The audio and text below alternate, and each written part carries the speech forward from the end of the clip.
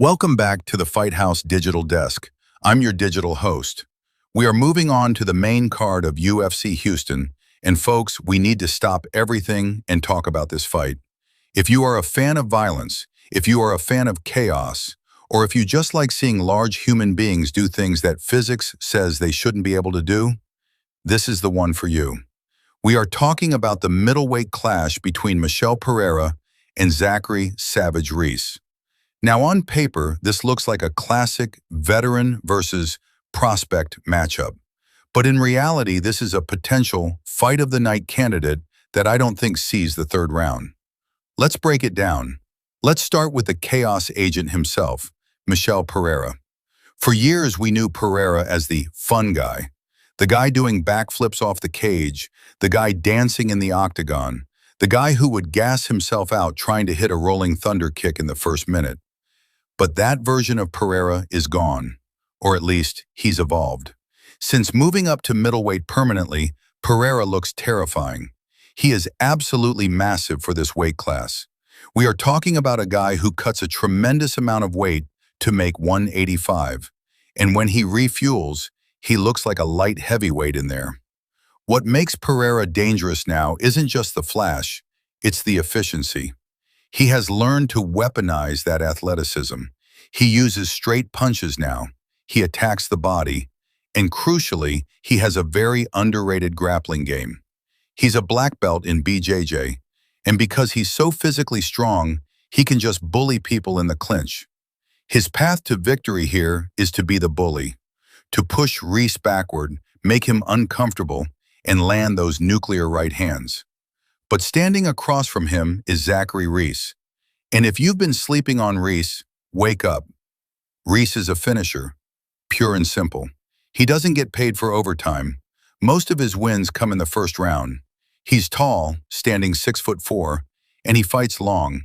He has that Texas tough mentality, and he brings serious power in both hands. The interesting thing about Reese is that he isn't just a striker. He has very slick submissions for a lanky guy. He likes to snatch up limbs in transitions. But the big question mark on Reese has always been durability and experience. We saw him get starched by Cody Brundage when he got clipped early. We've seen him look devastating when he's the hammer, but we still have questions about what happens when he becomes the nail.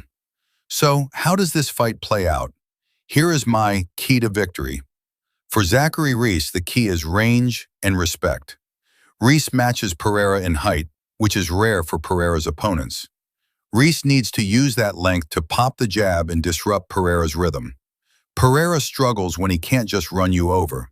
If Reese can circle, stick the jab, and make Pereira miss big shots, Pereira will get frustrated. And a frustrated Pereira makes mistakes. For Michel Pereira, the key is controlled chaos. Pereira cannot respect Reese too much.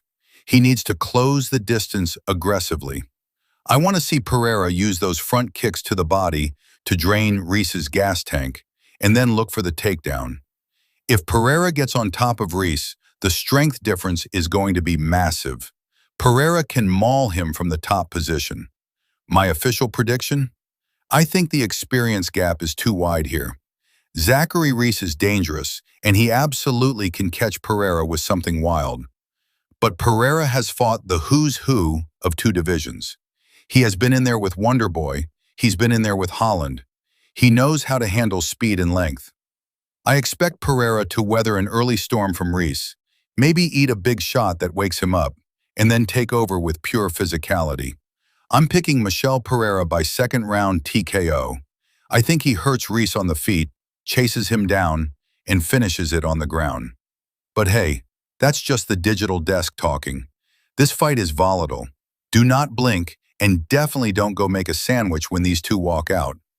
Let me know in the comments, does Reese have the power to shut the lights out on the Demolidor? Or does the Brazilian show continue? That wraps up our preview for this middleweight banger. Don't forget to like and subscribe, and most importantly, don't forget to keep those hands up. What's up, everybody? This is Enson Inoue, and you're listening to the FiteHaus podcast. Right on.